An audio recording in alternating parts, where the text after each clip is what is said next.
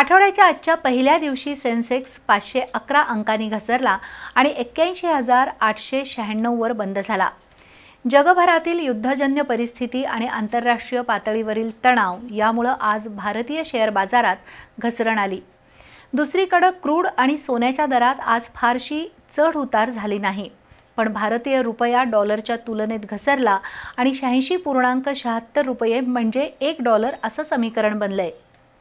Iran आणि Israel यांच्यातील युद्ध आणि त्यात अमेरिकेने घेतलेली उडी याचे आज भारतीय शेअर बाजारावर पडसाद उमटले। दिवसभरात मुंबई शेअर बाजाराचा निर्देशांक 511.38 अंकांनी घसरून 81,896.79 वर बंद झाला, तर निफ्टी 140 अंकांनी खाली येऊन 24,971 वर थांबला। आज शेअर बाजाराच्या सुरुवातीलाच 704 अंकांची घसरण झाली होती।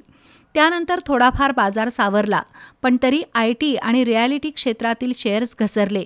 दुसरीकडे डॉलरच्या तुलनेत रुपया घसरला आणि 86.76 म्हणजे $1 असं समीकरण बनलं।